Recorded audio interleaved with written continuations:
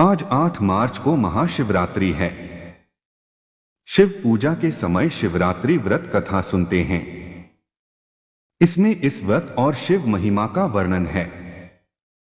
इस व्रत से शिकारी भी मोक्ष पा जाता है। जानते हैं शिवरात्रि व्रत कथा। महाशिवरात्रि का दिन भगवान शिव के आशीर्वाद को प्राप्त करने का दिन है।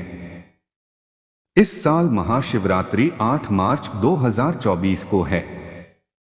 इस दिन व्रत रखते हैं और शिव परिवार की पूजा करते हैं।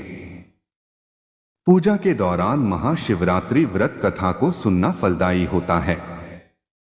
एक बार माता पार्वती ने भगवान शिव शंकर से पूछा कि आपकी कृपा पाने के लिए कौन सा सबसे सरल व्रत और पूजा है।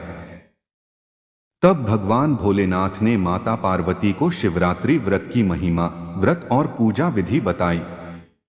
उसके साथ ही उन्होंने महाशिवरात्रि व्रत की कथा भी सुनाई। महाशिवरात्रि व्रत कथा शिव पुराण की कथा के अनुसार एक गांव में एक शिकारी था जो पशुओं को शिकार करके अपना घर परिवार चलाता था। वह गांव के ही एक साहूकार का कर्जदार था। वह काफी प्रयासों के बाद भी कर्ज से मुक्त नहीं हो पा रहा था। एक दिन क्रोधित होकर साहूकार ने उसे शिवमठ में बंदी बना लिया। उस दिन शिवरात्रि थी। शिकारी उस दिन शिवरात्रि की कथा को सुना। शाम के समय में उसे साहूकार के सामने पेश किया गया तो शिकारी ने वचन दिया कि अगले दिन वह सभी कर्ज को चुकाकर मुक्त हो जाएगा। तब उसे साहूकार ने छोड़ दिया। शिकारी वहां से जंगल में गया और शिकार की तलाश करने लगा। वह एक तालाब के किनारे पहुंचा। वहां पर वह एक बेल के पेड़ पर अपना ठिकाना बनाने लगा। उस पेड़ के नीचे एक शिवलिंग था जो बेलपत्रों से ढका हुआ था।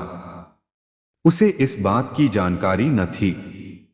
बेल वृक्ष की टहनियों को तोड़कर वह नीचे फेंकता गया और बेलपत्र उस शिवलिंग पर गिरते गए। वह भूख प्यास व्याकुल था। अनजाने में उससे शिव पूजा हो गई। दोपहर तक वह भूखा ही रहा। रात में एक गर्भवती हिरण तालाब में पानी पीने आई। तभी शिकारी उसे मारने के लिए धनुष बाण तैयार कर लिया। उस हिरण ने कहा कि वह बच्चे को जन्म देने वाली है, तुम एक साथ 2 हत्या न करो। बच्चे को जन्म देकर तुम्हारे पास आ जाऊंगी, तब तुम शिकार कर लेना। यह सुनकर शिकारी ने उसे जाने दिया। कुछ देर बाद एक और हिरण आई तो शिकारी उसका शिकार करने को तैयार हो गया। तभी उस हिरण ने कहा कि वह अभी ऋतु से मुक्त हुई है।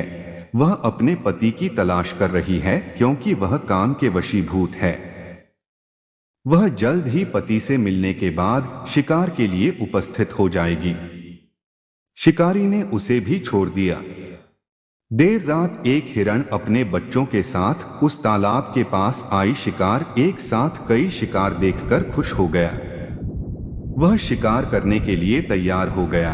तभी उस हिरण ने कहा कि वे अपने बच्चों के साथ इनके पिता की तलाश कर रही है। जैसे ही वो मिल जाएंगे तो वह शिकार के लिए आ जाएगी। इस बार शिकारी उन्हें छोड़ना नहीं चाहता था, लेकिन उस हिरण ने शिकारी को उसके बच्चों का हवाला दिया तो उसने उसे जाने दिया। अब शिकारी बेल वृक्ष पर बैठकर बेलपत्र तोड़कर नीचे फेंकते जा रहा था। अब सुबह होने ही वाली थी। तभी वहां एक हिरण आया। शिकार उसे मारने के लिए तैयार था, लेकिन हिरण ने कहा कि इससे पहले 3 हिरण और उनके बच्चों को तुमने मारा है तो उसे भी मार दो, क्योंकि उनका वियोग सहन नहीं होगा। यदि उनको जीवन दान दिया है तो उसे भी छोड़ दो, परिवार से मिलकर तुम्हारे समक्ष उपस्थित हो जाऊंगा।